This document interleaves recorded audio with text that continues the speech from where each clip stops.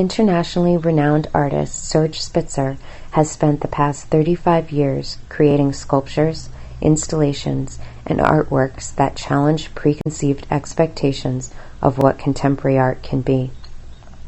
Spitzer often works with everyday materials as he encourages viewers to consider and question the function and meaning of these objects in a novel and more engaged way. For his new installation at the Aldridge, entitled Still Life, Spitzer has covered the 2-acre expanse of the Cornish family sculpture garden with tens of thousands of unique custom-made tennis balls. Whereas traditional tennis balls are a bright yellow that enables them to be consistently seen in motion, Spitzer's balls have been covered in a pixelated military-inspired camouflage.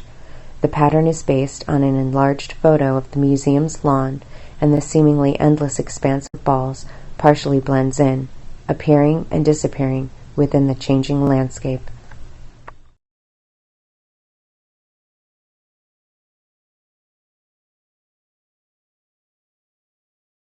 Now this is us unloading the truck of tennis balls that came from China.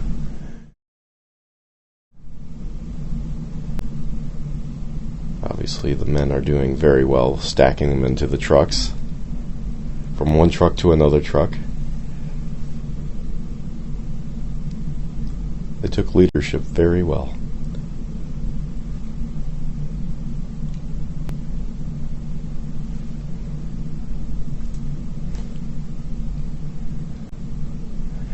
You can see that we're raring up to go on this project.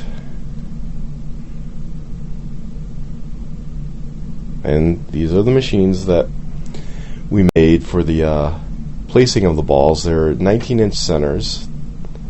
You drop them through those tubes.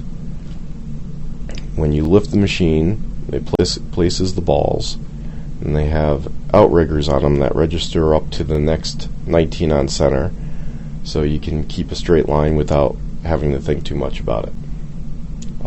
Myself and Serge discussing the angle of where we're going to start, so his lines line up exactly to one ball that will start on the bottom, well, right there, right where Tom is placing his stick. That is the key ball to the project. That's the one that sets the whole sculpture off.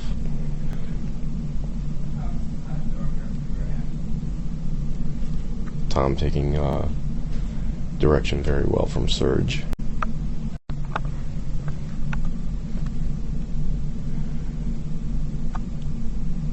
After we made our first lines, we changed it slightly due to where that first ball was placed. Tom's setting our first guidelines. He's looking mighty slim with his tool belt and 2-pound hammer. He'd be very happy for me to say that. Something about Tom you don't know, he's quite a ladies' man.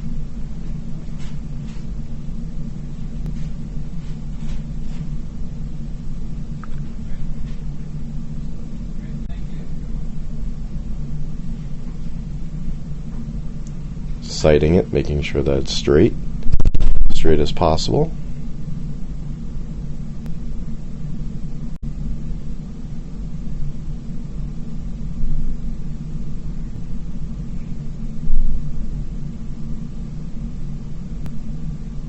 And it's set.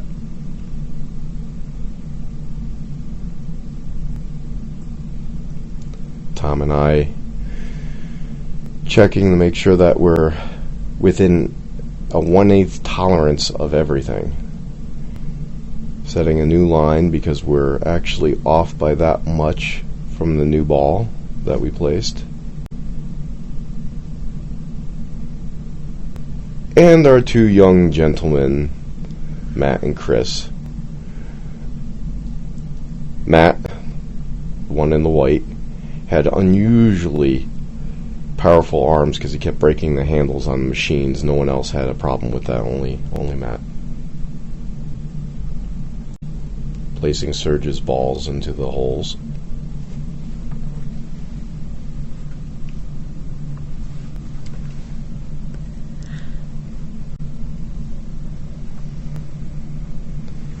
and lift. There we go, and they're all placed down perfectly 19 on center. And you'll see the little register marks where they line right back up to the balls. Perfect. Every time.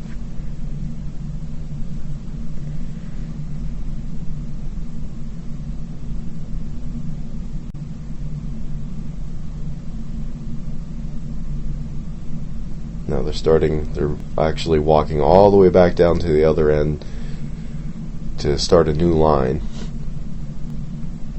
so that we keep the exact same distance with each ball, just to make sure we have to walk it back every single time instead of starting from where we stopped.